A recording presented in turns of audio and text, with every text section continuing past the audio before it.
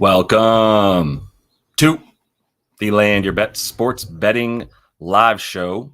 What's good, everybody? Going to be looking at these bets for Game 4. Hoping we don't have another sweep, man. I'm not ready for just the finals games at this point, but got a lot of you guys in here already, man. Appreciate it. We've been having some pretty good streams lately. Had some pretty good times yesterday. Found some winning bets.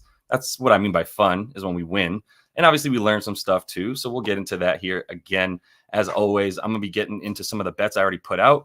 Waited a little bit today to get these bets out. Wanted to see what's good with a couple of the different things we're looking at here between Maxi Kleba playing a little bit. Obviously, Derek Lively out. So we can't really bet on Derek Lively anymore, which is frustrating because dude was awesome. But I'm going to get into some of the bets that you guys have and go through that stuff. We got C Sims already coming in with the Naz Reid, even money. I like that. RA as well. And then he's got Kyle. Yeah, we got Kyle for sure. I like the points for Kyle Slow-Mo Anderson as well. So I already have that as a bet, but we can look at the RA for sure. Adam thinks that Luka's going to rack up the assist tonight. Maybe we'll take a look at that stuff. I have a bet about around Luka and some of the assists and rebounds as well. So we'll take a look at that. Gafford, we got to look at that, Stan. Obviously, Gafford is going to be a good look. I think he's going to be a popular look. I don't know if his stuff, he came out with a really high prop line at like 12.5 for his points alone. So we got to look at that. I'll be taking a look at what it is that he does when he's had Lively out on this team. Not a huge sample size, but we'll look at it. What's good, NBA? You want Ant for 39.5 PRA, got a full unit and a half on it. And then Stan coming back with Mike Conley, PR. All right. We got this. I see you.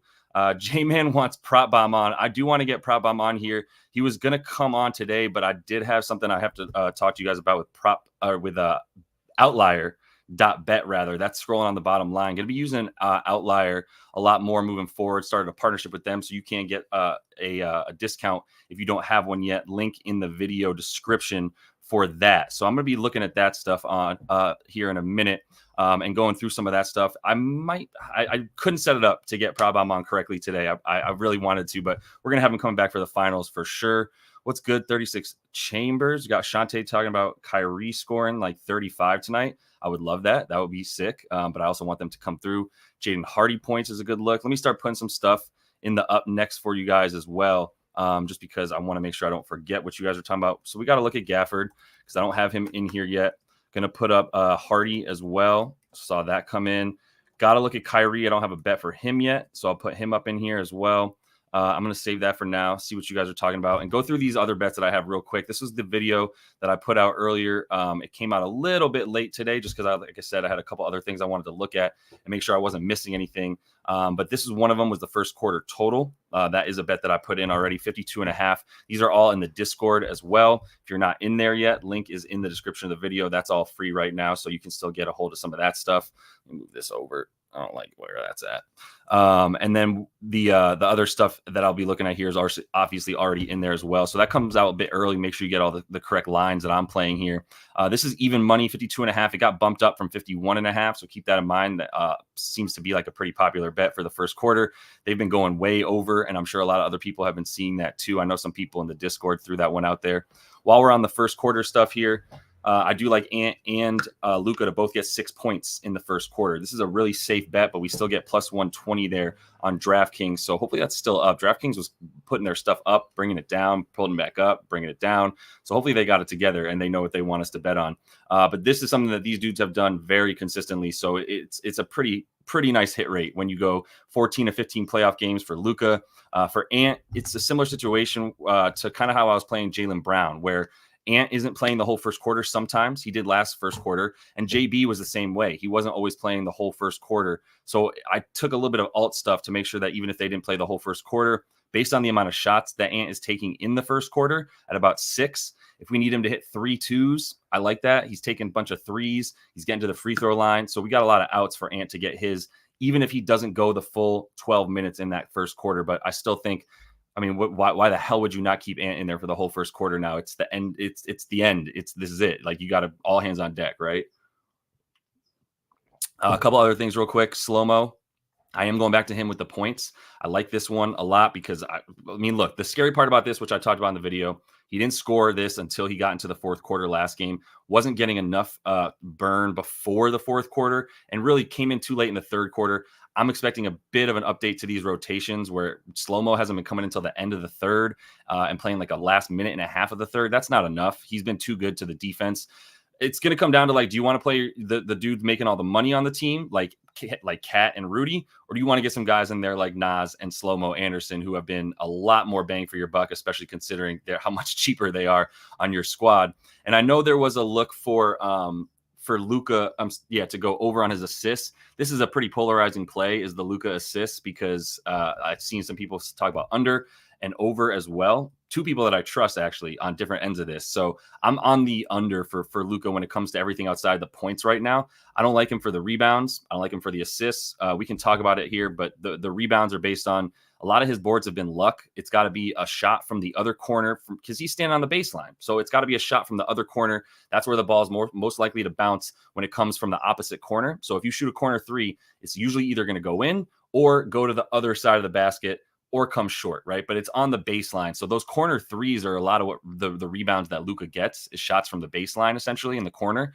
If those are not coming as much from the Timberwolves, which they have not been, then that's going to be a lack of rebounds for Luka at that point because of where he is on the floor on defense. So those four bets are currently running on the bottom line. As everything else too, if you do still need the link to the Discord, that's in the description of the video. If you still need an outlier.bet account, that link is in the description of the video, and you can get a 7-day risk-free trial to go ahead and get yourself an account and see if you like it for outlier.bet. I'm going to be using that here in this video. One more thing I wanted to show you before we get into the bets you guys have. Really good day yesterday. Needed that to get back above the 500 mark there for the units for the playoffs specifically. For the season now, we're still up year to date. You can see 35.4. Feeling really good about those props as well. Up about 39 units on those. So still making progress here, y'all. Still moving forward and chipping away at continuing to make those units. And we'll have a lot to work with here for the finals as we get to it, right? So I'm going to start bringing up my screen that I'm going to share with you guys and get into some of the bets that you want here in just a second. One thing I need to get, I got the live in there. All right, we're good. So I'm going to leave this up for a minute, get into these comments and see what you guys want to bet on today as well. Let me see real quick. All right. Any players score 35 plus? Is that a bet? Yeah. Let me know if that's an available bet. I would say somebody to score 35 is maybe likely. I think the only person we've seen do that so far is Luka, right? And not Ant yet in this series. But what's up, Bull Rise? Let me see. And so you're talking about these any player bets, Mike. Yeah, we can look at it. We'll see what we like on that. This is an interesting one. Gafford under steals. That's interesting. I'll take a look at what you like there. And Maxey is going to play tonight, actually, Alec. It looks like he's good to go. I believe he was recently put in there. So, yeah, he's going to be the bet right there. Like Maxey Kleber is probably going to be getting some time. We got to look at these projections as well for minutes. That's going to be huge. Like, do we think Dwight Powell is going to get a little bit more time? Not quite sure. What's good? Yo. Appreciate it, Kenobi. Yeah, pretty pumped to be with them. They're doing pretty good stuff over there for sure. So let me see here. We got MF Zoom coming in with Naz and Kyle. Yep, like all that. PJ Washington. Let me know where you're seeing 9.5 points. And maybe that's just an alt bet that you're taking, because I'm pretty sure he's still at least 11.5, maybe 12 in some spots. But we got looks for Ant-Man. I don't think I have him in here yet. Let me put Ant up here. We should probably start with those stars, right? We should look at Ant. We should look at Cat. I didn't put anything in for Cat either today. So we'll take a look at some of his stuff for sure. And then Rudy, I'll put in here for sure. We only got these 1 games, man. So we can pretty much look at everybody, which is awesome and also depressing at the same time. I hate the end of the basketball season because I just want there to be hoops on every night.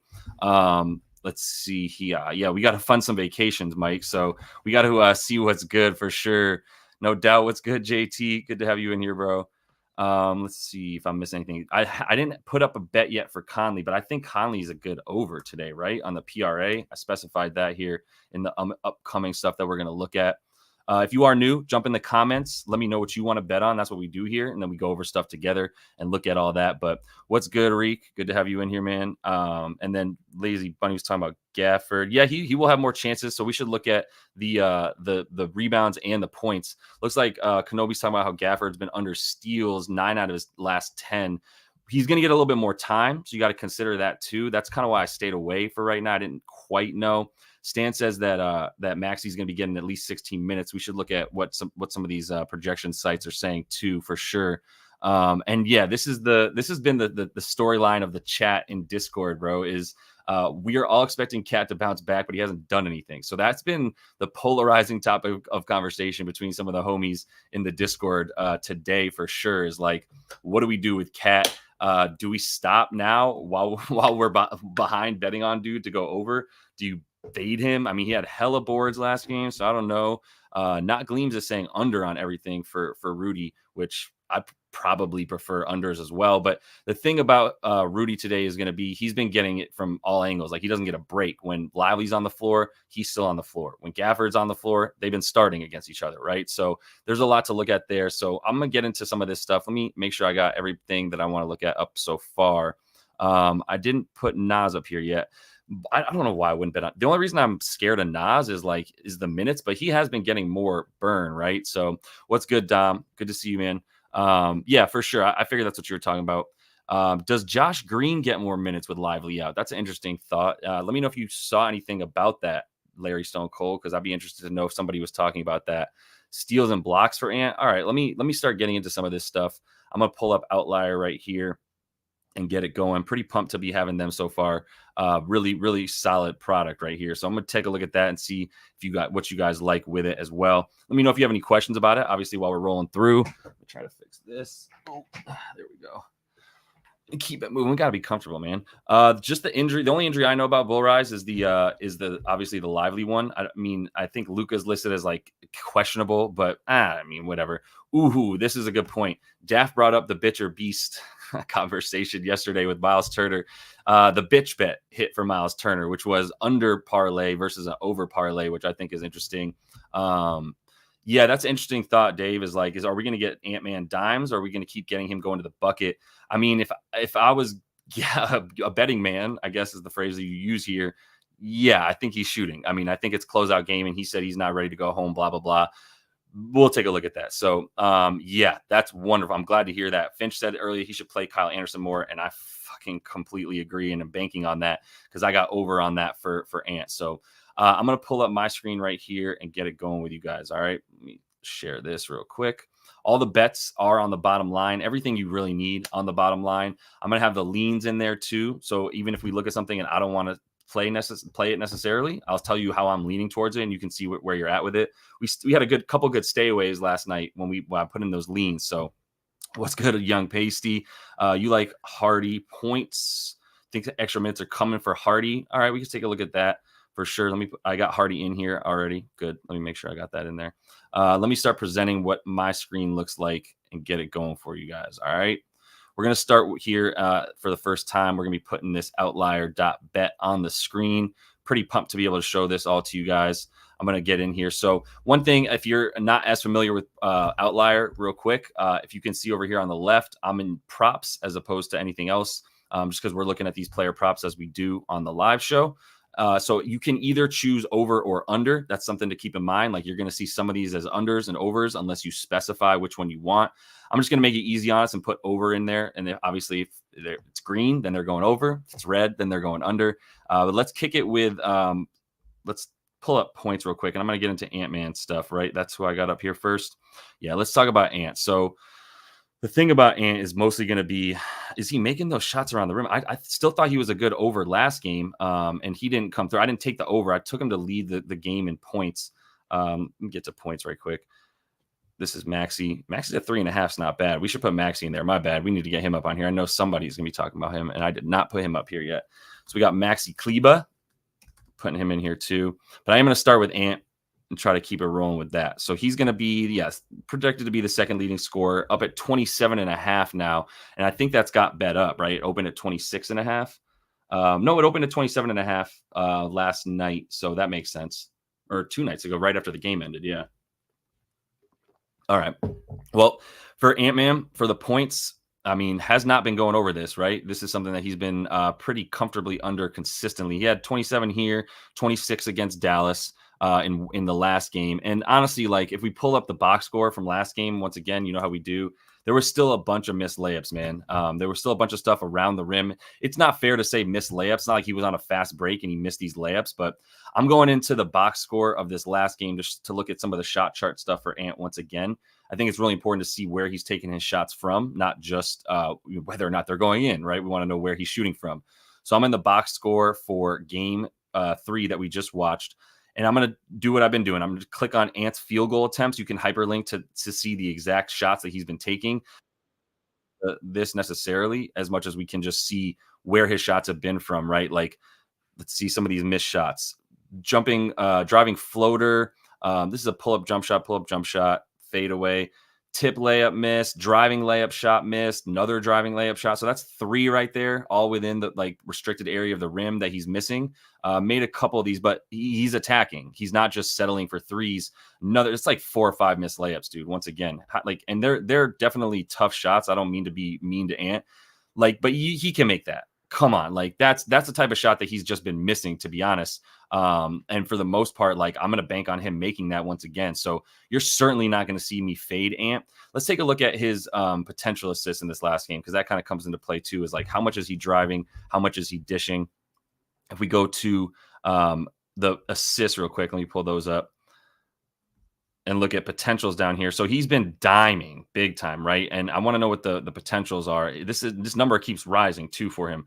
So he had 9 potentials last game and still got 9 dimes. That's not necessarily something you want to bank on. 15 and 17. If we look at the closeout game versus Denver, he had 13 potentials in that game for 7 dimes. So he's been on a tear with these assists. And obviously it's because in large part, like, he's just seen a ton of double teams, right? So with that in mind, he's going to pass out of that consistently. Let me show you one thing here on NBA Advanced Stats and see if what we think about how he's driving. So I like to look at guys like Ant and go, he's driving a lot. Obviously, he's got the ball in his hands a ton. He's going to attack the rim a ton. So what's he doing on those drives? So if I go to players inside NBA Advanced Stats and I go to tracking data, I can look at drives specifically and see what he's doing off of that. So let's do the last 3 games.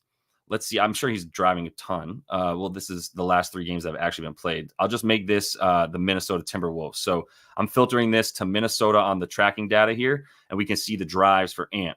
So he's driving 20 times a game, right? That is their play that they go to, is Ant driving. Not very efficient on these drives right now, 36.4%.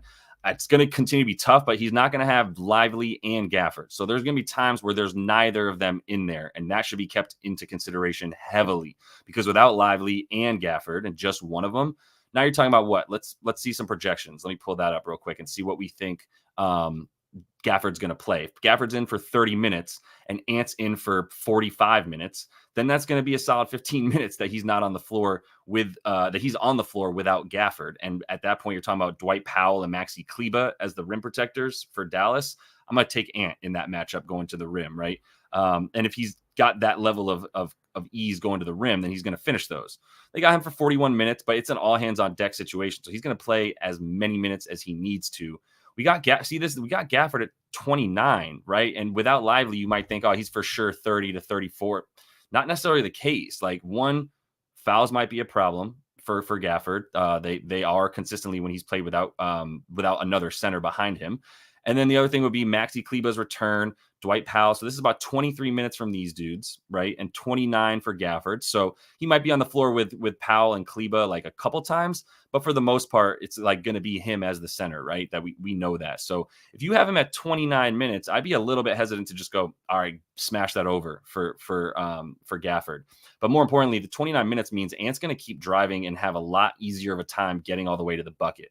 If you go back to these drives, you can also see how many times he's passing off of this. So his pass, he's got 9 passes per game off of the drives. This is going to be where he probably gets it. He's got 3 dimes as well off of those drives. So he is giving it up down low a little bit more. But that's also the reason, like I was saying, part of that reason is going to be Gafford, don't you think? Like, Gafford being in there, or Lively being in there, a legit shot blocking center is the point that I'm making. That's going to lead to a lot of him having to pass out of it.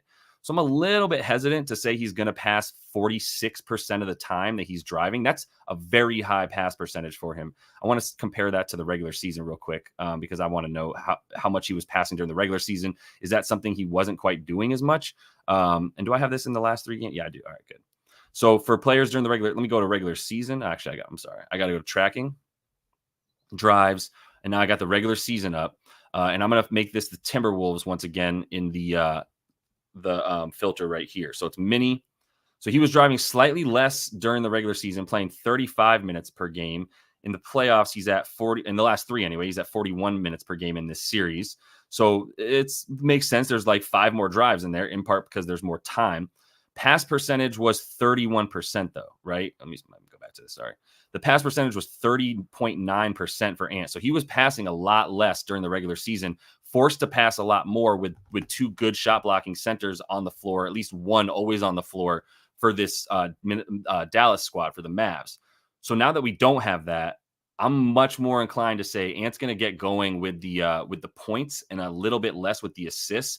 I'm not scared of the assists, even at 6.5. What's that most recent number at? The best number for Ant on the dimes, it's still plus 112. That's pretty interesting. In the playoffs here, we can see, let me go back a few more games. In these playoffs, which they've played 15 games right here, where are we starting at? 1, 2, yeah. This is the first playoff game right here. So right here in these last, 1, 2, 3, 4, 5, 6, 7, 8, 9, 10, 11, 12, 13, 14 games that they've played. He's gone over this number pretty consistently in these 14. 1, 2, 3, 4, 5, 6, 7. So 7 out of 14, but obviously against Phoenix, he didn't really have to pass. He could just go all the way to the rim. I think it's going to be a lot more like that. So if I'm taking Ant right now, I'm taking him for the points. Let's see what he is at the 30 plus. I'm going to just pull up my other prop finder. No, you know what? I'm going to just pull up the 2 most popular books, obviously out there between FD and DraftKings, and see what his alt points are at here. So if I go into this game and you see this spread dropping, by the way, this opened at like 2.5, 3 points. You could get it at for Minnesota. If you want to take +3, it's down to +1.5 for Minnesota. So it looks like a lot of people think this thing is going to be extended. Let me see about these alt points for our boy. If we go down for Ant stuff, alt points right here, 30 plus is +130. This is at 27.5. What's been his numbers with that? Have we seen that much from him? Let me go to the points real quick in these games. So we haven't seen 30 since the Phoenix series in game 1 where he went off against Denver. Oh, and he had the other 44-point banger against Denver. So it's a little bit tough, but yeah, I think 3 to 4 points like that should be there, man. I think that's just the play for Ant. I'm not messing with the 27.5 at this point. If you think homie's going off, then go for it. You know, I'm going to put a half unit on +130 for Ant-Man. I mean, what are his shot attempts at? Let me just go down real quick again. Field goals that we've seen from him, 24, 17, and 16. But 24 last game with just 11 made. And I gave you 5 bunnies that he could have made when you just go back and look at his shot attempts, right? And we can just pull up his shot chart too and just keep it simple. So his shot chart right here, so much better than the shot chart that we saw in these other games where he was just really taking a ton of threes. He took 12 in game 1. And then since then, taking a lot fewer, right? Just the 2 threes from Ant-Man in this last game. And then everything, look, I mean, 1, 2, 3, 4 shots missed inside the restricted area. 1, 2, 3, another 3, 4 missed in the paint, right? All very makeable shots for Ant. So I think with all that in mind, you got to just go, it's closeout time, man. And if he's not going to have the same level of opposition at the rim where he's trying to get a lot of his buckets, then I'm going to feel good that Ant's going to get his points in this one. And I think he's good for the points in this one again. So I'm going to take him for 30 plus in this one. And just put that for half a unit. 30 Ant 30 plus points is going to be +130. That was DraftKings. Let me check FanDuel again as well. Stand by. Let me pull that up. And if anybody is in the comments, and I know there's a lot of them to get back to right now, but if anybody's in the comments and sees a better number for Ant alt stuff, hit me up. If you're on MGM, Caesars, whatever, and you think it's a better number or you see a better number somewhere else, let me know. We could talk about it. It'll be helpful for me. We don't have to talk about it. I'll just use that instead. I already know what I'm saying. The alt stuff here. So I'm going down to 30 plus for Ant-Man, +160. But there you go. So you get a better number on FanDuel already. And then 35 for Ant is +430. So yeah, I know I forget who was asking me about if anybody to score 35 plus. Not a bad look. I don't know what the number is there on that. If you want to share it in the comments, we could take a look at it. But I think the +160 is great. And then, so that's 30 plus for Ant on FD. I'm taking that for 0.5 units. And then we'll sprinkle a little bit as well on Ant 35 plus, which gets you the +400 something, +430 for that, right? So +430, we can just put 0.2 units to almost get a full unit back on it. Just to see if Ant goes off in this one and makes a bunch more of those close shots, right? Like I think he is due for a bunch of those to go back in that have been coming out. So Let me jump back in here. What's good, Daft? Good to have you, brother. We cashed yesterday, man. I saw a lot of slips from people that were in the Discord that were like part me, part Daft picks, and I'm happy about that. I'm happy that we were able to like come through with some winners combined, so people could get that. Ooh, yes, you can, Jerry. You want is dark mode easier? That's not a bad call. We can do that. Let me get over into. I gotta pull up my stuff real quick. I'm going to dark theme. All right, if that's easier to see, then that works. Let me know if anybody, if that should be good. Oh man, we got 30 minutes from Daft too. Yeah, I mean, fellow outlier partner. Yeah. Let me get you in here in a sec, bro, for sure. I got to pull up a couple things and we can put you in here as well. All right, cool. I'm gonna pull that up real quick. Stand by 1 sec. I should just prepare for this, shouldn't I? Should I just have the Daft one already ready? Like, what am I doing? I need to figure that out. All right. Oh shit, hold up. Wait a minute. Put a little love in it. Stand by. All right, let me figure this out real quick. Get Daft in here. Show graphics. Where am I going? Here we go. All right. 2 more seconds. Get this out of here. Get that in there. Yeah, they'll be happy to have a 2-man squad in here for these outlier.bet looks. So hold up real quick. Let me get our guy in here. I know he's using the same tools, etc.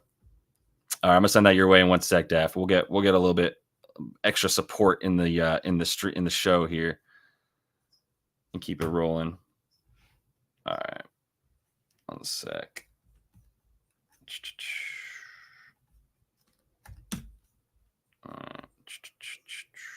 Money.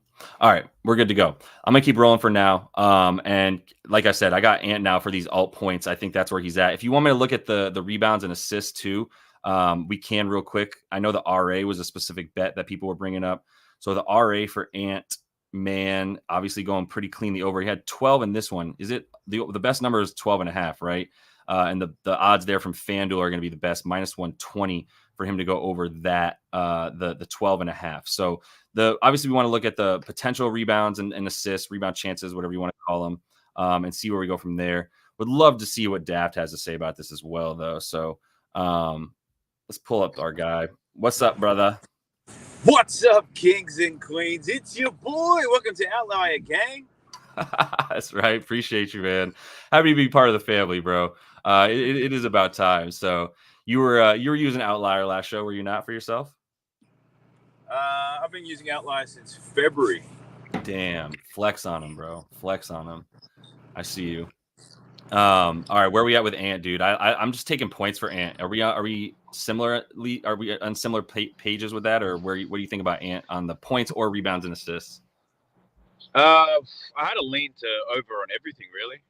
I think, there's definitely more opportunity on the point side. He left some food on the table. The RA's been hitting quite nicely. It's an elimination game. Those minutes will be high. There's no lively, so that only makes his life easier. So, yeah, definitely leaning to the over on everything. I ultimately only ended up betting on his first quarter points, over 7.5. Because part of the issues is how Dallas are playing defense on Ant, but then also how he's playing defense. So he's gassing himself out. It was apparent in game 1, and they haven't made the adjustment and just got him to sit on the weak side for half the game so he can score. So I just worry about that fuel tank. So I just felt comfortable taking the first quarter play. I feel you. So was he guarding Kyrie again last game, or has he been switching it up a bit more? Did you look at the matchups yet? No, I didn't look through it at all. Let me pull it up real quick. I've got the matchups here in the box score. Yeah, so this is less time on him. No, you're good. Yeah, this is really helpful. I just want to make sure I showed it to people too. That when you go into the box score of a game in NBA.com, you can look at matchups by switching the tab here from traditional over to matchups, and then you can see who's guarding who, and you put particular players on offense or defense. So I'm going to put Ant-Man on defense. So he actually guarded more Derrick Jones Jr. last game, but still some Kyrie. But if you add this up, like, 440 plus for Josh Green, it was like another 320. So basically like 7.5 minutes that he's guarding Derrick Jones or Josh Green. And that doesn't take too much. I mean, those you just got to go run into the corner. That would also make me like the rebounds a bit more. Rebounds. No? Yeah. So if we had to choose, if at 6, let's split up the rebounds and assists instead of just looking at it simply like that. So for the boards itself, it's at 6.5. They're both 6.5 plus money on them. Actually, putting them together ain't bad because 6. You lose. You only need 13. Yeah, you need 13 still, but the rebound chances for him in this game, in this last game, were at 17, and that's when he really started guarding those dudes. So that's a bit more of a lean for me, honestly. Maybe it's just one of those 28 plus whatever, and then you add the boards and the assists as sort of a secondary same game parlay, perhaps something along those lines. Did you didn't bet on the rebound? You only took the first quarter points for him, right? I only took the first quarter points, but the rebounds and assists is what I was leaning to the most. Got you. Yeah. I think that's still a play, to be honest. I've got 0.7 units on Ant right now, and I'm very inclined. It's minus 120 for take them both. As opposed to just like 6 plus for each of them for both stats. Let me ask you this though. Yeah. Right. So they listened to Draymond Green and they got Ant off the ball defensively, right? Playing that weak side. Yeah. My question is, did that work out better or worse for Minnesota? Defensively? Curry and Luka were cooking. Yeah. But I think you got to take that. You've got to, you know what I mean? You're in a rock and a hard place here. And that's what we've been talking about since the beginning of the series is like, if Ant's going to do that and guard Kyrie this whole time, then what's going to be left? If he doesn't guard Kyrie, then they don't have one of their best wing defenders on the floor on the other team's best players. So you got to kind of consider both. I've got him in here for the points for me right now. I'm going to put that as a lean for a sec in terms of the Ant-Man RA, but I'm definitely on the over before the under for sure on that. There's no unders for me for Ant-Man in this game. That's for sure. Oh, hell no. Yeah, no, that's crazy talk. We're not going to go down that road. That's unnecessary. All right, hold up. That's where we're at. We'll come back to the Ant conversation. Let's go to everybody in the NBA's favorite player. Your favorite NBA's favorite player is going to be Naz Reid. Everybody loves Naz. So we got to talk about Naz for a second. Why not? Why would I not take over 12.5 points? Because I've lost the value after it just keeps going up and up and up. I had the same thought, right? I was like, this is the most common sense bet to make in this game. Like, right? Every man and their dog should just be betting the overs. It's that simple, right? He's mashing all three. His volume's high. His minutes are on the way up. He's got great matchups. A mismatch every single time. Yeah. It all just makes sense. Cat's playing terribly. Rudy or Cat could get foul trouble. Like, it all just makes so much sense. Which is why I'm not betting it. I thought you might zag at the end there. I really did. I swear. Even at plus money, right? Size up and Nezzy's in that one. Yeah, you did. You hesied on us. So if you look at the playoffs, he's averaging 12.8, and he's playing the 24 minutes a game, but now he's up to 27 to 30. So at plus money, when he's already averaging that number, I gotta take it. Honestly, you have to, right? Yeah, I do. Yeah. I'm going to put another half on that because we got some plus money bets coming our way here for this. So I like the plus money we're getting for it, man. I got to add Naz in there. I already tell you that. I don't really like messing with the other stuff for Naz when it comes to rebounds or anything like that. Like, I don't need to do any of that. I think he had 4 rebound chances in that last game. Or something. Yeah, exactly. Yeah. So I am taking the points for Naz. Play, though. Oh, go ahead. I didn't take the over 12.5 as much as I wanted to because I felt like that was too obvious for me. Yep. And my ego is one of the biggest things that I have. The sun, it's like the sun. But what I ultimately took, because I wanted to get saucy with it, right? I was on Bet365, so you know how they have points high, points low? Yeah. So I was betting with a bit of correlation there, and I bet on Naz Reid to go over 18.5 points, which is a long shot. Yep. But I feel like what do you think, in your opinion, who doesn't score for Minnesota if he's going to score over 18.5? Who doesn't score? Yes. It's a great question. Let me look through Who this. do you think? Don't worry about the numbers. I just want your casual opinion. Yeah, I want to remind myself of the players here who would go under, right? Well, I mean, you're leading me towards Cat, right? Yes. So that's the script, right? We're saying Cat either sucks, Cat gets in foul trouble, but most likely Cat sucks and gets into foul trouble, right? Right. So I've got a same game parlay plus 1,600 of Naz Reid over 18.5 and Cat under 14.5. Wow. Saucy. Yeah, and it's a bit of fun. I only have to bet a little bit, so plus 1,600. Yeah. Damn. And that was on 365. Yeah. That's a great look. On 365, it's the points high, points low. So if you get Cat's low number and go under, and Naz's high number and go over, it's juicy as hell. Yeah, I'm putting that in here so everybody has Daft's picks too. Especially this saucy one right here. So Naz over 18.5 points / Cat under 14.5 points. And that's plus 1,600 on 365. That's saucy, crazy, man. That is saucy. I was just mucking around with it, right? Yeah. I was like, if for that Naz Reid play, I think it was like plus 250 or 350, something like that, right? Yeah. And I was like, I don't mind that. Like a bit of high value single. And then I was already on the same game parlay tab anyway. And I was like, I wonder what happens if I combo this. And I was like, damn, these odds are crazy. Yeah. So, yeah, I fell into it. But look, I do support the Naz Reid over. Yeah. It just makes so much sense. Yeah. I love that. Easy is better than A. Ooh, and C Sims is saying you can get Naz high on Bet365 is now 17.5. So that's what's up. Yeah. Yep. Cat and Mickey D's on score of Naz crosses 16. Yeah. Cat and McD. Joe, what's good, Joe? Joe saying Mickey D's as in Jada McDaniels. Neither of them going over. Yeah. I think Cat is the one who suffers at the hands of Naz being good.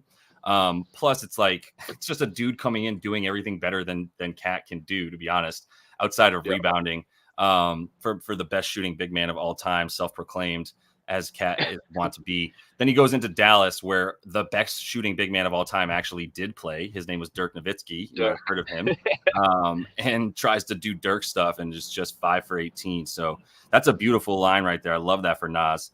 I was asked, I think it might have been Kenobi or somebody. Stan was asking me about Naz PA. I don't know much about the assist there for Naz. The 2 that he got and the total assist is 1.5 or plus 120.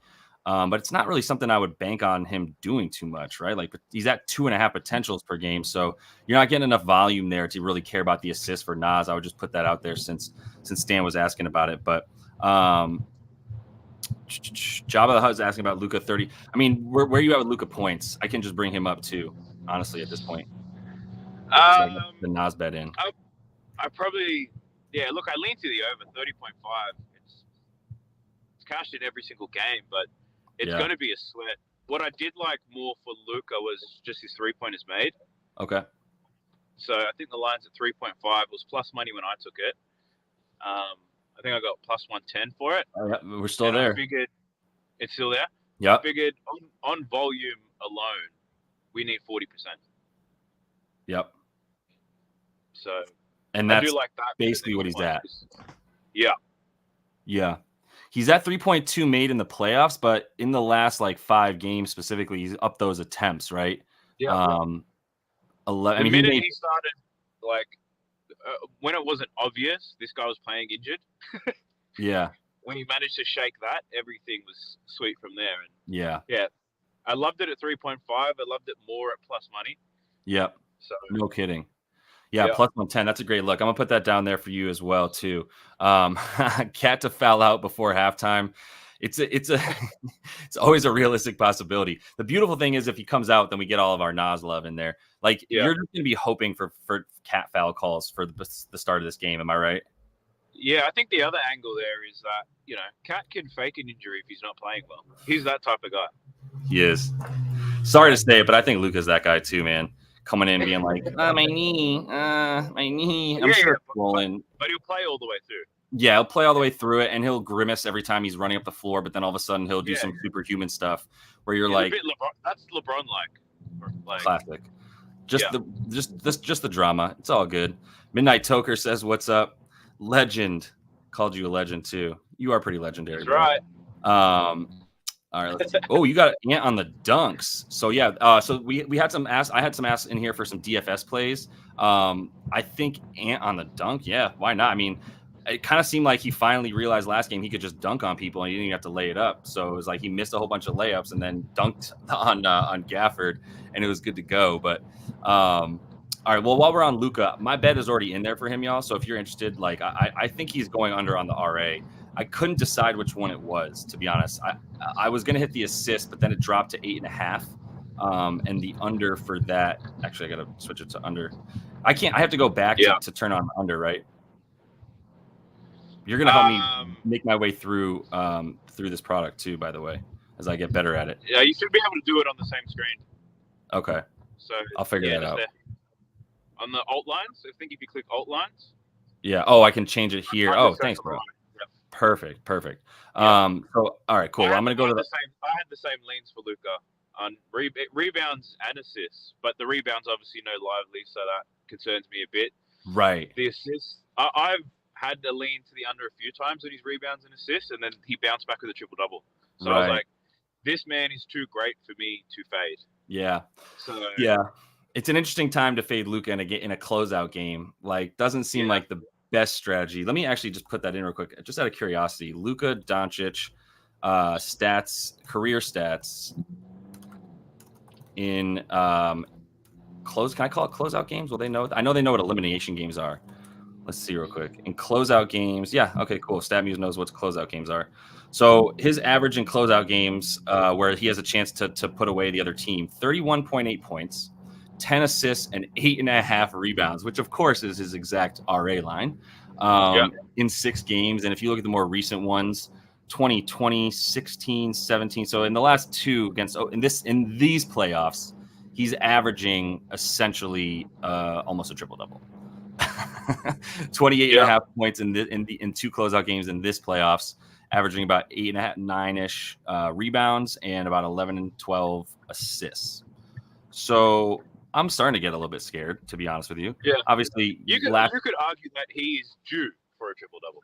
Yeah, you definitely could. What is the Luka TD? You see that real quick. TD plus 358 is the best number. And that's on Underdog. FanDuel, it's plus 350. And on the regular books, it's a little bit worse. So if you take it on Underdog, you're getting a little bit of a good price there for him to get the TD. He's done that in just 1 game, right? Of these playoffs, it looks like 2, 3. Oh, he was crushing OKC. He's been crushing over and over. And then he had that other one here. Yeah, I mean, if y'all want to stay away from the rebounds and assists, I said it in the Discord. I was like, look, this is my least favorite play, but either way, I like it. Yeah. Look at Kenobi. Appreciate you, bro. Yeah. Anybody who has a thought about how I could be doing better on Outlier, like I'm humble enough to learn for sure. JT, where were you throwing at me here real quick? Joshua Taylor, you're talking about, he said Cat is a 40% 3-point shooter. Regression is due. Yep. Virtually impossible. It's true. Yeah. I'm not fading Cat on the points in this one for sure, JT. Like, that makes sense. That's why I just stayed away from him in general. I don't want egg on my face after he fucks up all over again. And I don't really want to bet on him anyway, to be honest, because I don't even really want to root for him, to be honest. But anyway, yeah. Luka's crazy, dude. Yeah, now we're all just in awe of how great he is when it's freaking we're at that point. Mike's coming in saying, talking about Gafford. That's what I couldn't remember you called him the other day, Mike. You called him Gafford, and I like that. But Mike's a big Lively fan. He's anti-Gafford. I believe soft with a capital T. In foul trouble, then the Wolves can run him. Powell and Kleber won't be able to sub in and out like when Kid had Lively. Yeah, it's a really good point. So if they can get Gafford into foul trouble, that's gonna be huge for the Timberwolves. Obviously, I would agree with that. Dave, you got laughed at for saying a double from Gafford. Let's get into Gafford for a minute because we're talking about him right now. That's where I'm at with Luka. I think it's still smart to maybe stay away from an under on anything for Luka, but my main thing, I'll just make my final point about the rebounds and stuff for Luka is like, if you look at where he's standing, I'm going to pull up his rebounds real quick on NBA.com in this last game. His rebounds were at 7, right? And the rebound chances were like 11 or 9, like not very many. Jesus, that's loud. So if you look at his rebounds, it's just because he's the only person standing down there. I understand that's going to probably happen, especially in like the first quarter. But I was also making the point that like, if he's standing like this is perfect because it's going to come from the other side of the rim. and now just bounces out luckily to him. Like all of his rebounds are just like lucky nonsense, or just like I'm the only dude within 20 feet of the basket, so I'm here. They're basketball IQ rebounds, so it's that's fair. Like he does know where the ball is going to bounce. I would argue most of what Luka does is basketball IQ, because it's not necessarily pure athleticism. Although look at that, my guy out leaps Ant for the board right here with the position. Well done, Luka. But yeah, I don't like the look of those. It's not like he's just like boxing out and making sure he gets boards. So, and his rebound chances in this last game were pretty low too. So that's my final case for the Luka RA. If you're interested, I know a couple people that I respect are on the over for his dime. So it's a 50-50 bet to that degree. But let me keep it moving with the next one we got up here, which is Gafford. Did you have a look for him already? Letting you kick it off. I had a look and I felt like his lines were too high. I know he's hit them even when he's getting 21 minutes a game, and he should get close to 30 in this one. Yeah. And I know he's hit them before, but I feel like Gafford's one of those guys where when he plays a lot more, there's a point where it's just a diminishing return. Like, just because the minutes are there doesn't mean he's going to produce more. Mm-hmm. They strategically play him in short spurts for a reason. Yep. He starts. He's their starting center, but he plays less minutes than Lively. Yep. So I felt like it was a little bit too high. I feel like the value was gone. Even though I like him to do what he has been doing, but now I think the risk of foul trouble is there. I wouldn't be surprised if that's part of the Wolves' game plan. Yeah, that's what Dave was just saying, or excuse me, Mike was just saying a minute ago. Is exactly that. Yeah. So I can find a few reasons that he goes under, which just kind of stops me from wanting to look at the over. And I think even just thinking about his rebounds, like his shot block in the last 2 games has been wild. So like he's going to be thirsty when he's out there. He's going to be jumping for he'll be contesting everything, right? So it might make it a bit difficult for him to get boards. Yep. That's how I played Gafford when he was on the Wizards, on the Zards. Was like, this dude is just trying to block everything. Plus, his defenders are getting beat to crap on the Wizards, like at the 3-point line. So he's got to step up and try to block these shots because everybody's walking into the lane against maybe the worst defense in the league with the Wizards this past season. Once you get to Dallas, it's a little bit different, right? Let's see if there's not much of a difference. He got to Dallas right around here. This was like his first game was against OKC. So there were definitely a bit more blocks earlier in the year, as you can see here, that he was going over like really consistently with the blocks. And if block opportunities were a stat, you'd probably find his block opportunities were up. Yeah, in Washington. 100%. So, right. But at the same time, Dallas wasn't that great either until the last 2 months. So, right. Chicken or the egg, though, like he's part of he and PJ Washington been major impacts, right? So that's a big reason for why. So you stayed away from him entirely, right? Yes, I stayed away entirely. Like I like Gafford. Yeah. My thing with Gafford was the opening line, I believe, for his prop. Let me go back. My bad. Clicking on things. I'm going to get better at this. I promise everybody. He started at 20.5 points and rebounds. This is saying it opened at 18.5, but I don't think that's right. I think he opened at 20. Yeah. He opened at 20.5 over here. This was last night, essentially. Yeah. He opened at 20.5 because he was at 12.5 points. That was way too high. It immediately got bet down to 19. A couple people took it back to 20, and then it was at 19 and got bet down again to 18. This is a wonderful feature, by the way. You can see the how the lines have moved. Yeah, it's brilliant. And I'm not just saying that because I'm a partner now, by the way. I would talk shit if I had to. But if Chris is in here, bro, you're my guy, and I love your product. And that's obvious. So the under 18.5 is still a decent look, but I'm leaning to the under. I'm gonna put that under the leans right now for Gafford, as he's been called so affectionately, because I don't like those. Like, I think we're all just a little bit too high on somebody that, like you said, is kind of TJ McConnell in the sense of like his usefulness is at least a little bit based on spurts, and the fact that he then, like, once it was like almost like Lively and Gafford's powers are multiplied because they have each other, right? And you got exactly Rudy Gobert tired because he's just been banging down low with Gafford, and now you got a fresh Lively coming in. That's going to be a problem. So I'm putting that under the leans for myself right now, which is the Gafford under, but I haven't played that at all. And it's the 18.5 PR. But I also just like the under 11.5 on the points itself, to be honest with you. Yeah. And yeah, I think putting them both together is a good look. And it's now at the under is at -113 is the best number you can get for it. So that's the consideration for Gafford, to be honest. And then someone was talking about his steals going under as well. Did you look at that at all by chance? I know it's a little bit more random. Absolutely not. Yeah. I think I bet on a steals prop twice this season, and I only bet on it because the bars were green. Right. Outside of that, I have no insights on steals. Right. Yeah. I wouldn't I'm in know the how same boat. I wouldn't be able to tell anybody with confidence to take somebody with steals. Yeah. It would purely be because the hit rate is great. Right. Which this one is not. I'll give everybody that. Like, where's the first game of the playoffs? Over here. Right here. And you can't filter this to just playoffs, right? No, not yet. Yeah, okay, cool. It's in the works. All right, cool. Oh, nice. The inside info from the man. Appreciate that. Well, we got one a of man the on the great things inside. about Outlier is that in their Discord, you can just suggest changes That's a good point. and updates, and they're very quick to respond. So let's fire. Any optimizations, you can just go straight in there and let them know. So, yeah, that's a great call. Yeah, if you did want to update that stuff, I'm sure Kenobi knows about that, fellow Outlier user. I get what y'all are saying. I don't have it. Like, I don't have any basketball reasons to give you for this under for him. I know he's gone under a 9 of 10. I get that it's like not much of a rate, but he's going to be playing a few fewer minutes tonight, no matter what. Probably about 29 to 30 rather than 22. Yep. So more time on the floor without really knowing much about it. It's a pass for me on the steals.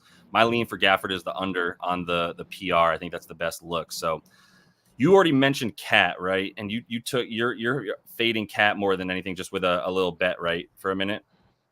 Yeah.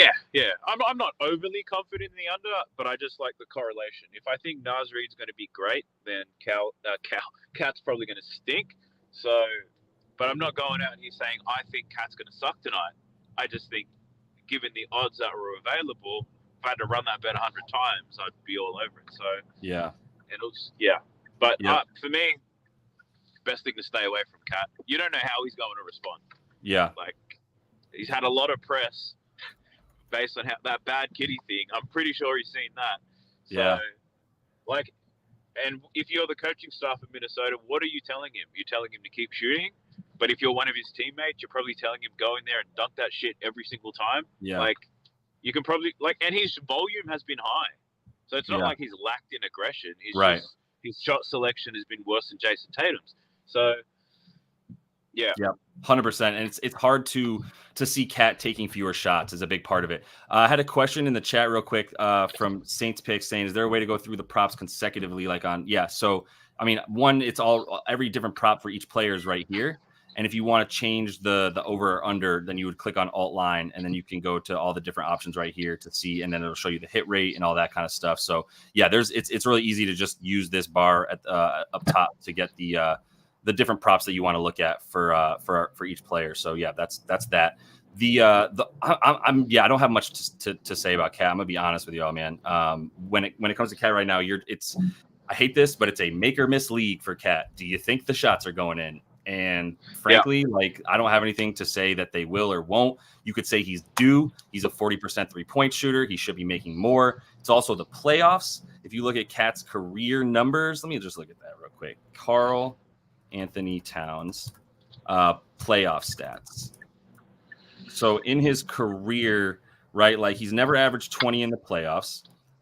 His 3-point percentage in the playoffs is 34. So I think rather than use his career 40% stuff or this season he shot 40% from 3 and all that, I'd rather just look at what he's done in the playoffs. And he was pretty good 3 seasons ago, whatever, with the 45% when they played 6 games.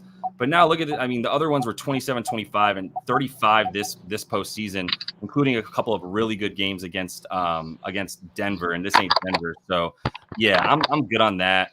Richard Lockhart bringing about the point that he talked about taking 1,500 shots a day. Honestly, dude, just Cat's kind of lame. That's just kind of it for me, honestly. Just lame, bro. That's just kind of it. He's just kind of corny, man. I don't know what else to say about it, but great basketball player overall. Way better than I'll ever be, but also corny. So let's move past Cat, man. Let's stop bringing the negativity into the chat, which unfortunately comes along with it. Let's talk about the French one, Rudy Gobert. I don't have anything for Rudy either. I'm gonna be honest. I hate trying to project what's gonna happen with Rudy. Do you have any thoughts about him? I know he's going to have a little bit easier of a time today, right? And I was starting to, I guess I lied. I did have a thought, and I didn't come back to it, but the thought was rebounds over, to be honest, because of the fact that, let me pull up Rudy. This thing's gone down, right? Like this thing was at 12.5 to start the series, I believe. So what is it, 10.5 now? 10.5, which he has not done in 4 games. I'm going to pull up Betting Pros just so you guys can see as well. This link in the description of the video if you need it. But the odds for this thing have gone the line has gone down. So if you use this, it's my favorite place to go find what the recent lines were for him. So if we put this on boards, it's at 10.5 right now. Over is only -140 because you can see all the other props have been over 10 for him. 11 or 12.5 is going to be what his rebound prop has been the whole playoffs and for most of the season. A couple of times it was 13.5. So this thing has just dropped for us to 10.5 in a way that I'm like, I know he didn't have the rebound chances last game. If you go down and look at those, they were only at 13. Does that scare? He had foul trouble in that last game. His minutes were down. Thank you. That's right. He ended up only playing a few minutes in the 4th because of that. Yeah. Yeah. So I've had the same thought process on Rudy boards the whole series.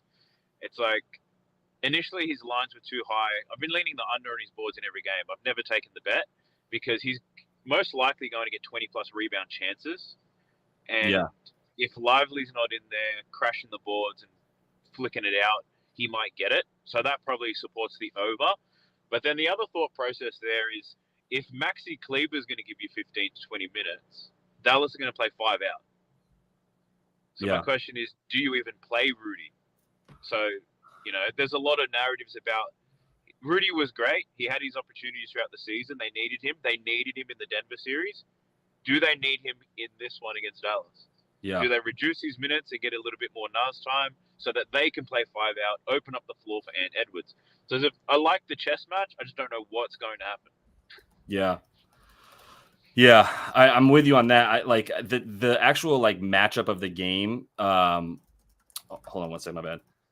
The actual matchup of the game, to me, it seems like he should go over because he's got less to deal with the other center. And like I said, part of locking up Rudy was based on having 2 dudes you could bring in at any time. One of them is going to be better rested than him, and he's still been on the court for this whole time, right? So that's a big part of it for me, and I can't help but get away from it in my head. The under is +118. Okay, I was looking at the wrong way. Yeah, the over is down. You can get -132 for the over on Rudy at 10.5. So, yeah, this is a type of bet that if you take it, you're going to feel like a king if it hits, right? Yeah, there's not too many things better than taking someone who's never hit that line in the series and you finally bag them to get it right. I know. So, yeah. It's kind of where I'm at, and it's it's almost like I just want to be sharp as I can and come across as sharp as possible. So but at -132, I mean, if we look at the playoffs as a whole here real quick, his average, he's not even there really with it, right? He's at about 20.5. He's not even averaging the 12 that we would need. He's at about 11 in the last 20 games, which means for the playoffs, if we look at these numbers, he's right at about the median is 10.5. So it's right on the number for him at -130 for the over. It's a lean, but I don't think I can go with it. So I got to pass on Rudy for that one too. Popular play here in part, I would imagine from some people is because it came from Prop Bomb originally. He put this out last night. But I think where was I at? Sorry, I just got distracted myself. The Hardy stuff, Jaden Hardy. Did you look at him? Yeah. I think the outlier with Hardy is how he's been playing as of late. He's scoring 6 to 8 points a game on 10, 11 minutes. Yeah. So as great as the hit rate is, I still wasn't man enough to take it because he needs 3 baskets really to cover that line. And my question is, he's probably going to take 6 to 7 shots.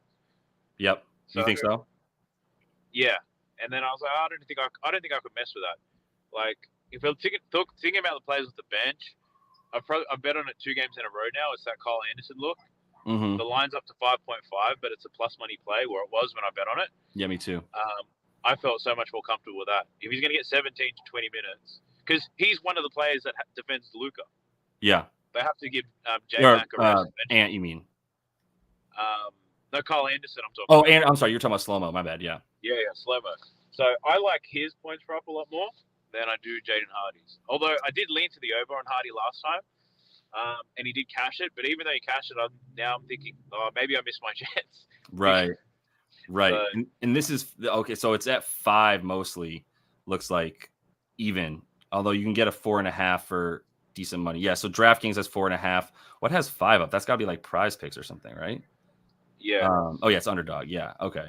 So if you want the Hardy line at 4.5, then he's got him. But you're really looking at him either making a 3 or making the other shot. So the 3 has been the reason that he gets over, to be honest, other than last game. How did he get there last game? He took free throws? Oh, wow. 4 free throws last game. Yeah. Yeah. Interesting. And you can't bank on that. He doesn't get to the line very often. So you've got to – in 10 minutes, you need him to make 2 to 3 buckets with some free throws. Yeah. Like, if he misses his first 2 shots, your bet's gone. Mm-hmm. Because that might discourage you from shooting more, right? So that's tough. Okay. Yeah, I got to pass on Jaden Hardy. I understand the thought process, but I don't know that I'm going to get more than 11 minutes once again. His projections on RotoWire are for Hardy 11 minutes. Yeah, I mean that's what he's been playing. They're just like, look, this is what you got to cap him at. So I could fully understand that. Honestly, that makes total sense to me. All right, yeah. Then I'm not going to worry about that one. Let me pull up one more because I got to pull. Instagram just goes down, by the way. If you ever try to stream to it, just goes down after an hour because they're punks. But what are you going to do about it? While I pull that one up, though, the next one that I got here up after Hardy, because I'm going to take Hardy out. Kyrie to God. And full disclaimer, I'll give the disclaimer for Daft. That's his favorite NBA player probably ever. So keep that in mind. It's Kyrie and T-Mac. Kyrie.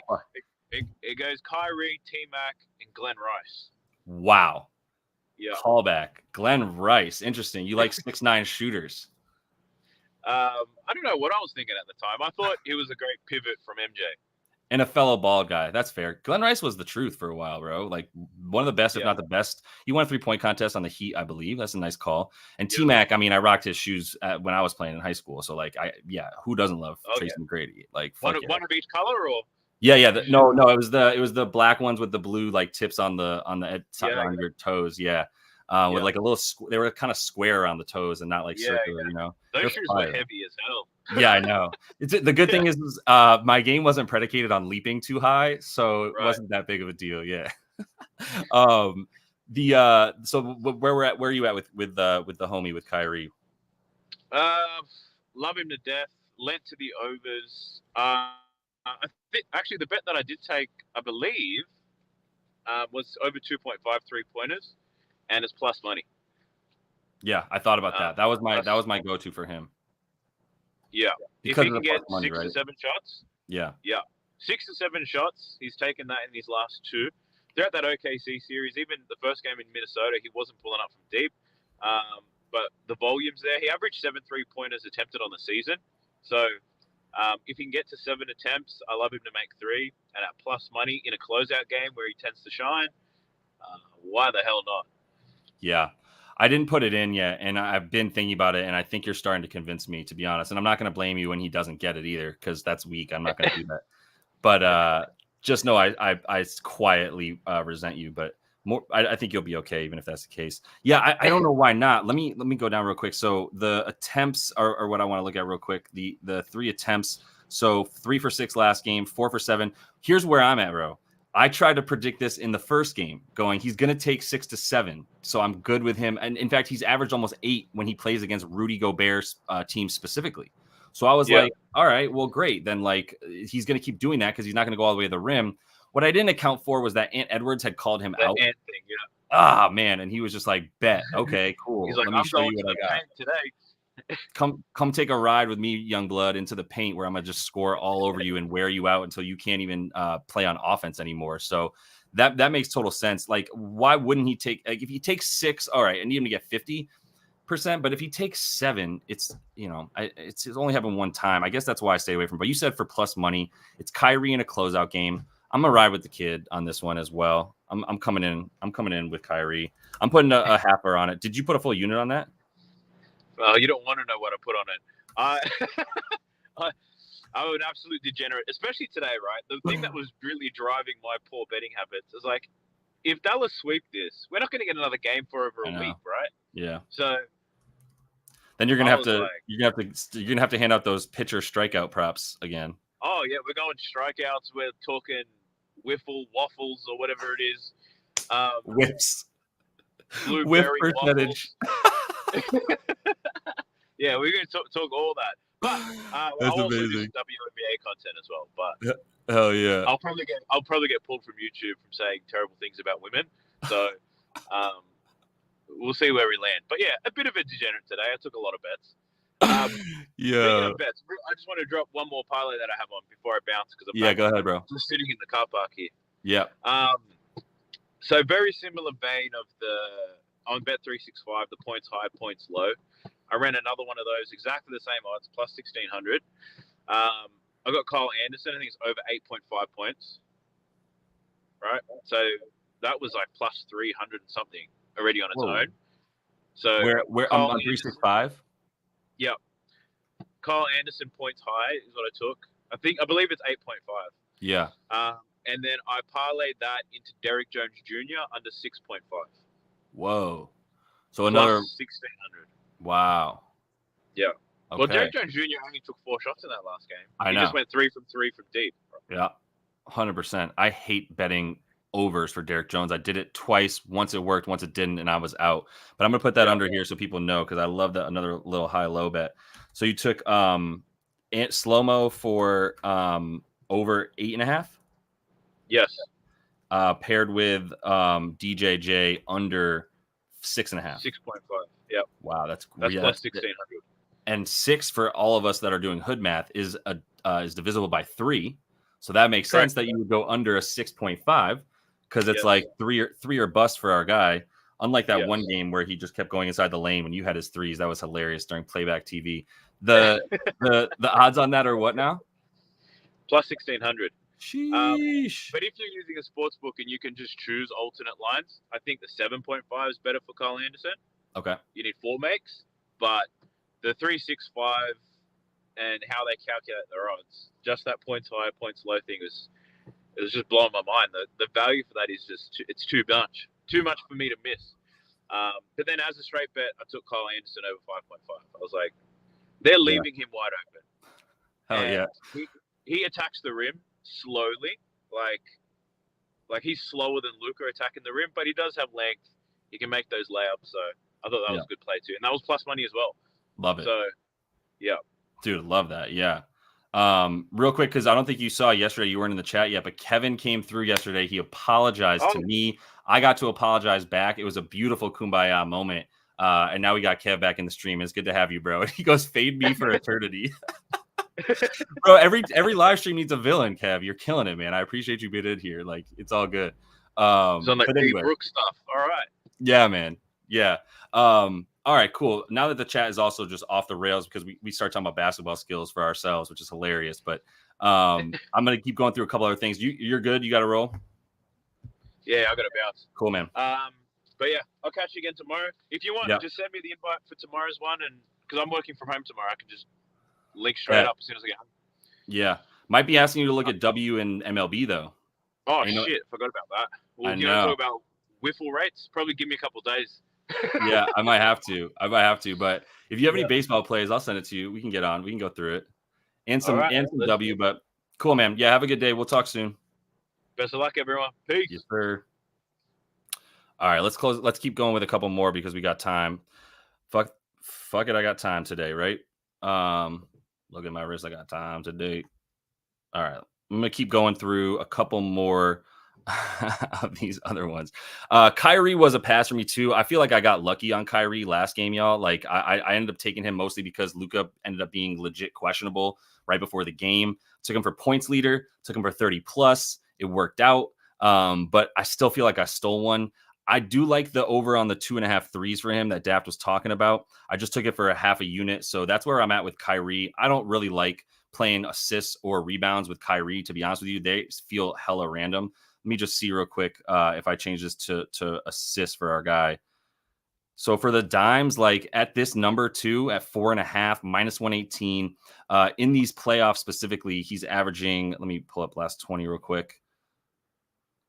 So this is where the series starts right here. So he's gone under, he's averaging about 5 in these last 20, under an 11 of 20 though. Got to keep that in mind. I'm on the over. Yeah. On the over. So he's gone under an 11 of 20.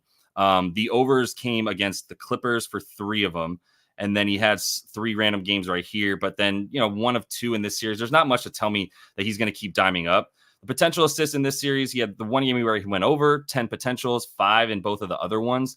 I do think he continues to try to score. I don't know that you want to take Kyrie to do both. As far as the rebounds go for Kyrie Rizzle, let me see real quick where we're at with the boards. Come here, rebounds. For the rebounds at 4.5, 4.5 for plus money, but it's still 4.5. He got it in the first game, hasn't gotten it in the last 2. And then if you look at the playoffs in general, like they start right here. So he's under the majority of the time in these playoffs as well. The rebound chances at 9. They've been pretty high actually in this series. Just hasn't come through with the boards themselves, right? 5, 4, 3 on some pretty high chances. Maybe you think there's a likelihood that he gets a few more boards, mostly because he's got they're missing Derek Lively, as we know.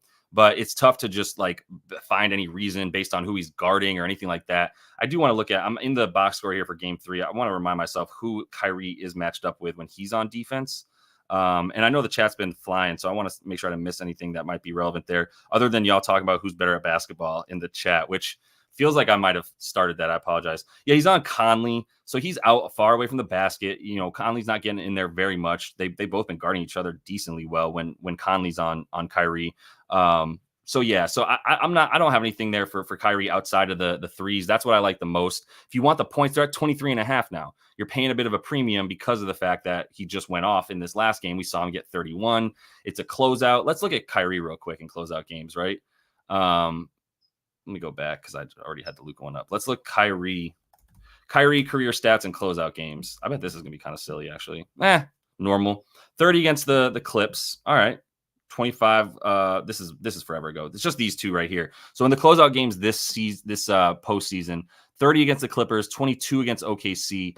Took a ton of shots though. That's fair. What's his shot attempts been in this series? Let me pull back up points for Kyrie.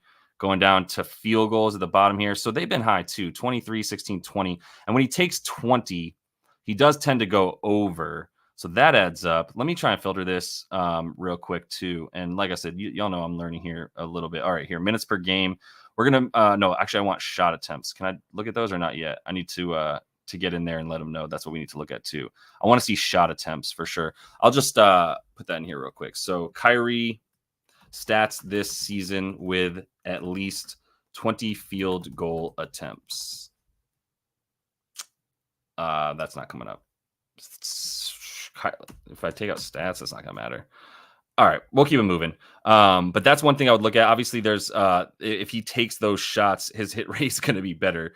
That's an obvious. But yeah, if anybody has an idea how to do that too, I want to try to just filter the shots and something like that. But let me see what I'm missing real quick too.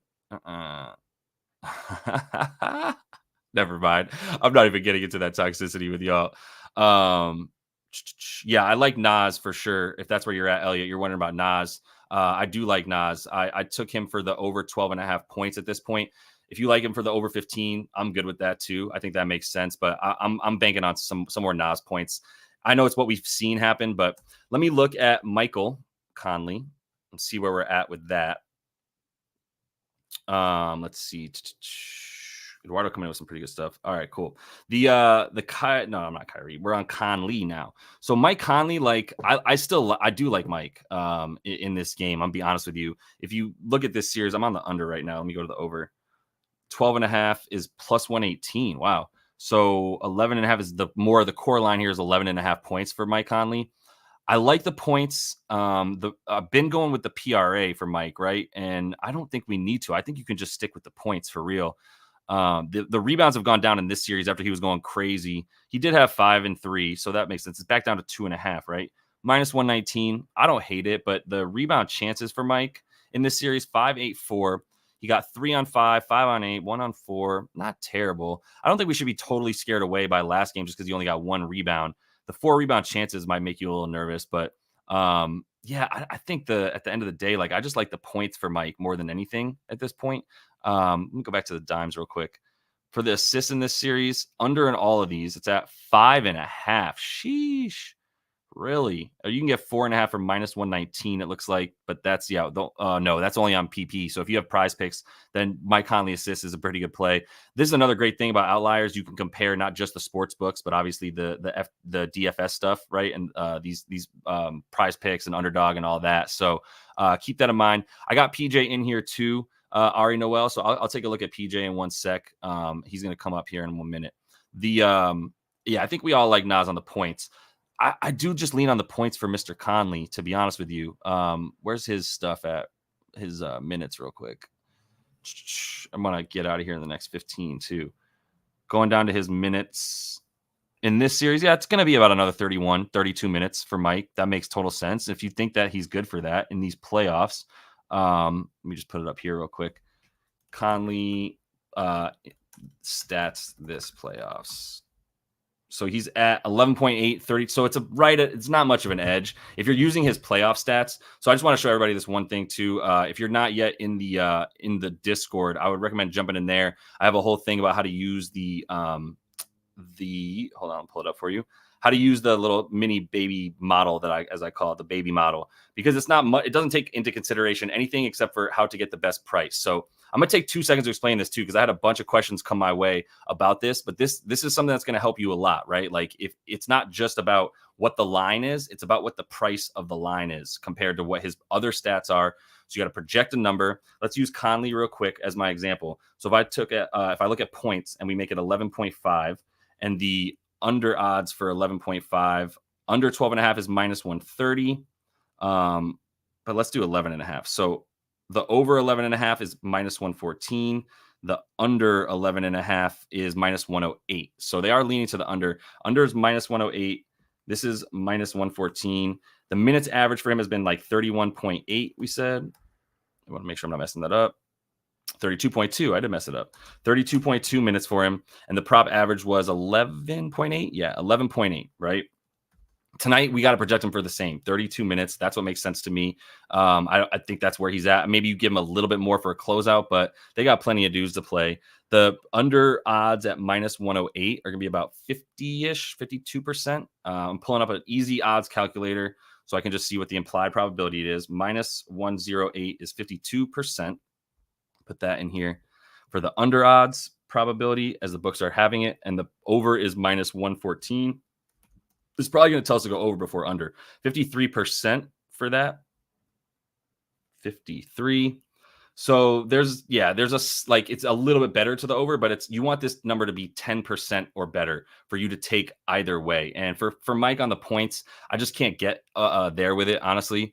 So yeah, no, bro, you're probably good. Like I lean to the over for Mike, but once I'm told that the price for where he's at is just not quite worth it by this simplicity right here, then I'm kind of out on it. But I would still lean to the over for Mike for Mike Conley. So everybody's favorite player too. Let's look at Maxey real quick and PJ Washington, and we can probably dip here from this stuff and then I'll just be sad until we have another day of NBA games. If I honestly, we're rooting for the Wolves. I know people were asking me, like, do the Wolves win? Do the Mavs win? I would lean towards the Wolves. It's just that everything that we've seen in this series is Luka dominating and having his way, combined with, right, like, basically just the Wolves choking in the fourth quarter. That's the biggest thing that I would look at is, like, the Wolves have just gotten dominated in the fourth quarter of this series. I'll just show you what I mean real quick. So this is game 3. If I'm looking at the summary, in the fourth quarter, they got outscored by 9 in this game. If we go to game 2 in the fourth quarter, outscored by 8 in that game. So they're at a -17 in the fourth quarter through those two. And then the fourth quarter of game 1, they were down by 4. So we're at a what did I just say? Like 32 or something, or like 22 basically through 3 games for the Wolves in the fourth quarter. That ain't it, man. That's a little bit scary. So, yeah, I do like that too. I'm glad you brought it up. I like both teams to get 100 points, but on DraftKings it was like -105 for both teams to score the 100.5. So they got both would have to score at least 101 points. But yeah, so that's what I would consider right there. Let me keep it moving though, and try to close out here with Maxey. So a lot of y'all want to know about Maxey. He's projected at about 15, 16 minutes. If you pull up projected minutes for the Mavs on RotoWire, 15 minutes is their expectation. Seems like Josh Green's getting a few more as well. We should probably put him in there. I know you guys asked about that. Let me pull up Maxey real quick. Where are you at, Maxey? All right, 3.5 points. Does he have props or anything else? He's got threes and rebounds, points and rebounds, and turnovers. Interesting. What are the turnovers? It's just a half of a turnover. Under is minus 174. If he gets one turnover, you get plus 170. I don't know about that. On the season, let's see real quick. What's he done on the season with the turnovers, or the last 20 he played in anyway? He's got one. This is a pretty decent hit rate, 50%. Not worth it for the turnovers. I just wanted to see because it was so low. But for the points at 3.5, I mean, if homie gets 15 minutes, let me see real quick. This is him at averaging 19. And in 19 minutes, he was averaging, what are the points at? My bad. Still getting used to it. 4.75, right? Over in 11 of his last 20, when we're talking about 3.5 points. The field goal attempts for him, I mean, how many shots do you really think he's going to take? I don't really like banking on him to have to come back and just be healthy right away. I'll be honest with you. I mean, maybe the threes come for him, which it's got to be half a three, and it's minus 154. So this is too much unknown for me about Maxey Kleber. I'm gonna get off of that and then just see about PJ. I really wanted to go over on the PJ points, to be honest, for PJ Washington. That's kind of where I was at. The even money on the 12.5. Let me see real quick. Yeah, you really got to take him at 12.5 if you want to go over. Let me go to the over. My bad. Over 12.5 minus 110, right? So in the playoffs for PJ, let me see real quick. PJ Washington stats this playoffs. 14 a game, but like it's not like he's just straight going over, right? Because he had some pretty big outlier games in these last 10, 29, 27, 21, right? In that series against the Thunder, really upped his average. In the last 10, he is at 16, but he's over in basically half of these games. If we make this instead of last 10, we make it last 20 for PJ. 13.9 went down a little bit because you really, it's like 12, 11, 10, all in this area. So there's not like, I guess because you don't have the other bigs in there, but still PJ is getting the majority of his shots from three, right? What's his threes at? Let's see real quick. 1.5 for minus 119. Damn, it's down at 1.5. So we just need him to get 2, which is something he's done hella. That's crazy.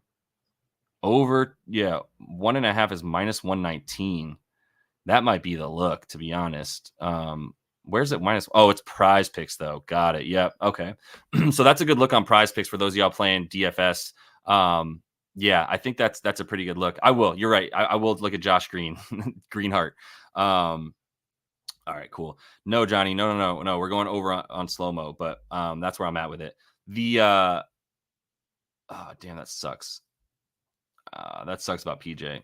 The 1.5 was I got totally bamboozled there. So it's still back to the points for me, to be honest, for TJ, if you're taking anything. And maybe the rebounds, but I can't really get there with it, man. I can't, honestly. Like the rebounds at 6.5 now. It's gone up. Because he had a couple, but he's over in 2 or 3 of the 6.5. But in the playoffs, he's averaging 6.8, and we're getting where we at with this line? My bad. We're getting minus 115 for him to get over.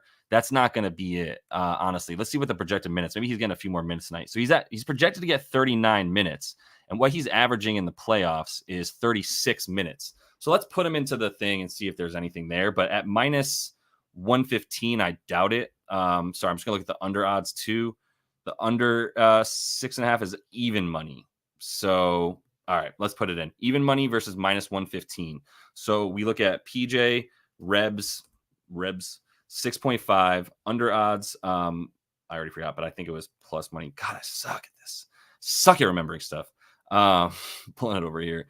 The minus 115 is the over, even money for the under. There we go. 100 for the under, minus 115 for the over. Minutes average in the playoffs are 36.3. 36.3.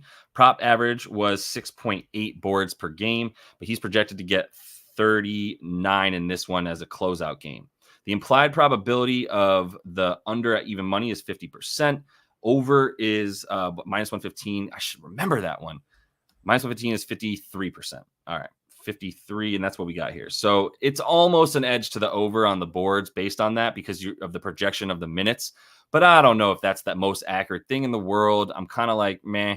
I'm kind of out on it. But I like this look right here from C Sims too, is the PJ Washington parlay, 10 points, 2 threes, 7 boards, plus 220. The boards are what scare me, bro, more than anything.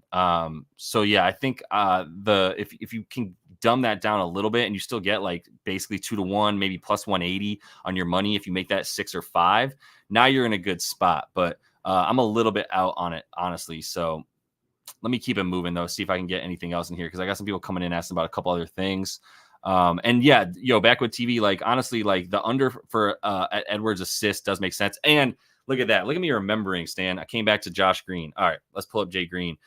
So let me start with this. Let's go into this box score right here for game 3. And let's also just look at his stats as a whole. My bad. Let me pull up Jay Green, my namesake, my boy. I can jump a little bit higher than Josh Green, but he's still super athletic, so we'll give him some credit. I can definitely shoot as well as Josh Green. I'm saying that right now. Give me a shot in the corner. Awesome. That's all I'm saying. 4.5 points, 3, 5, and 3, right? So he did play 25 minutes last game.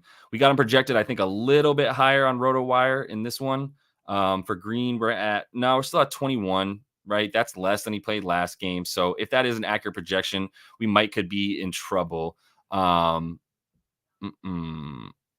quick, I want to touch on this because this is a good question. So do you play parlays? I think they are too risky. I'd rather play a player points only.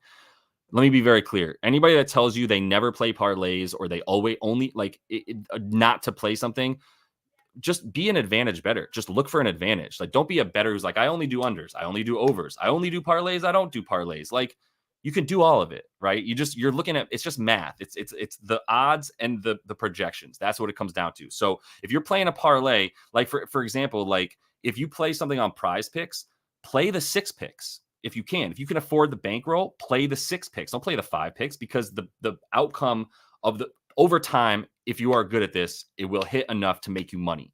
Just stay consistent. If you don't have the bankroll to blow, the parlays are not going to hit at a 50% rate. The parlays are going to hit at, like, if you're good, hopefully like a 20% rate, maybe a 10% rate, depending on what the odds are. But if you're getting good enough odds back, I mean, think about it. If you play a parlay that's plus 500, right? The reason you would play it is because you think the odds are worth it for that bet. And that if you get enough odds, you only have to hit that 1 out of every 4 times and you're making money, right? Because if you bet $100 on something that's plus 500, if you win, you get $500 in winnings, right? If you lose, you lose $100. But if you lose 4 times in a row and you lost $400 and then you win $500 on that 5th time, then you just made $100 over the course of those 5 days, right? You're up on those parlays at that point. So you only have to hit it fewer times for more money. So yeah, I do like parlays when they make sense. And like we hit a couple of nice ones yesterday because I had a lot of confidence in like 3-4 different bets, right? So we made some money off that. But for the most part, I'm going to play straights. I'm just going to say, I like this number. I'm going to go get it, right? Otherwise, I'm just going to, I might put it in a parlay and put a little bit less money. So yeah, let's keep it going. Hell yeah, Johnny. That is what I'm trying to do, is like give you guys these straights. And then if you like to parlay them, when I have a parlay bet, then I put it in. But right now I got a lot of bets in here, bro. And I'm kind of getting to the end, to be honest with you, which is sad because I feel like we're not going to have a stream for another week, which sucks. But I'll be coming back. I'll be doing this for W. I'll be doing this for MLB. We'll still get into it. I'll show you the tools that I use and we'll go from there. So I don't really want to stop doing this just because Hoops is out and we're going to have to keep it going. But yeah, for Josh Green, bro, I'm sorry. I just totally left you hanging on that stand. That's my bad. Finishing up with Josh Green, like I don't trust the minutes and the usage. That's really where I'm at. I've stayed away from a lot of role players that I just can't trust. 4 shots, 1 shot. So even if he makes 50% of these shots that he's taking, he's got to hit a 3 in there, right? If you look at the threes that he's taking, he made 1, 2, but there's just not enough shots for Josh Green for me to feel comfortable about it, to be honest. So I'm a little bit out on that, and I probably got to kind of keep it moving. So Top Jump, you can get over 2.5 threes. That'd be crazy if you can. That would be for like no money, obviously. But if you put that into a parlay, it's probably a good look. And then for Luka, the threes are a good look that Daff likes. So if you want anything to do with that, that could be a good look. But yeah, I'm going to call it for now. I got a bunch of bets in here. I do want to put a parlay together though. And let me take a quick look. I do want to put something together real quick that I'm going to end up betting on. Let me look at these bets I got in here and which ones I would like the most. The parlay I have for today right now is Luka 6+ points first quarter and Ant 6+ points first quarter. That's all streaming on the bottom line still, which it stopped because I'm looking at it real quick. I do have the alt bet for Ant 35+ and 30+ with little sprinkles on those, and Kyrie over 2.5 threes. Got that in there. I do like my leans are Ant over on the 12.5 rebounds and assists, Luka over 3.5 threes. I like Gafford under 18.5 PR. All this stuff's on the bottom line, and I like Gobert over 10.5 rebounds. I'm going to take a look at some stuff offline right now, y'all. I'm going to be taking a look at this, and I'm going to get the final bets into the Discord. I'm also going to put them into the description of the video. I'm sorry, on the comments of the video that'll be on YouTube here in a minute. So like and subscribe, honestly, if you can. It's really, really helpful. Like that video goes a long way for the channel. If you subscribe, obviously huge for the channel as well. Much appreciated. You'll get the videos that I'm putting out every night, the night before as well. I'm going to start putting up some of these MLB things and the W as I get way back into it more now that we're going to be slowing down with the stuff. I'll explain that to you real quick because I keep getting back in the chat and distracting myself. The reason for the Rudy stuff is the fact that they're down to 10.5. They've been hella high. I was showing this earlier. They're at 10.5 right now. It's not great money, and he hasn't been averaging enough. But my lean is to the over because of the fact that this line is finally in a good spot for us. He hasn't done it this series, but the thing that's working in our favor is that there's no more Derek Lively. Derek Lively has been a fucking problem for Rudy Gobert in this series. He's way faster and way quicker, obviously, which has really, really helped him. So hell yeah. So the link for the Discord is in the description of the video. It's also on my Twitter account. It's pretty much everywhere. So if you need it, you can jump in there and you can grab it from there. But yeah, that was a thought with him. Top Dunk was like, no Derek Lively, like great. Like that's, I mean, not great. I miss Lively. That's not what I meant. You know what I mean though. Yeah. All right, cool. And that's exactly right, JT. Like take your shit and do what you're comfortable with. I think I was in disagreement with somebody the other day. Might have even been you, Top Dunk. You were like, yo, I like Naz and I don't like Cat. And I was like, well, I like Cat tonight and I can't bet on Naz. And you were right. So hell yeah. You know what I mean? But yeah, the Discord is a group chat app, bro. It's just like basically all the homies in one spot talking hoop and a little bit of other stuff too. We keep it somewhat PG, probably PG-13. Bordering on R, but we got a good time in there. And there's some great looks coming in, man. It's just as important as everything. So all that's in there. I'm going to be working on some stuff tonight. I won't have a video for tonight for anything. But I'm definitely going to have a couple of more stuff coming out. If we don't have hoop for another week, then yeah, I'm getting right into my WNBA and MLB bullshit and getting on that with you guys. So hopefully you're still interested in that. Yo, the W's got some quality hoop right now. There's some really good young ladies coming in there and being that can play. So I definitely want to be taking a look at that stuff. But I've rambled for long enough. I appreciate y'all being in here, man. We've made this a really, really good live show, to be honest. Like I could not be thankful enough. Getting anywhere from 500 to 600 people in here at a time over the course of a couple hours. We get like a couple thousand. So we're on the come up, man. We're going to keep it going. You guys bring really good looks. You have really good reasons for your looks. And I appreciate that, man. So we'll talk soon. I will have a video ASAP. I'll keep you posted. If you are in the Discord, I'll see you in there in a little bit for this game. Let's go Timberwolves. Can we just get a little bit more hoop action? Honestly, bro, let's get it. Until I see you guys next, though, happy betting.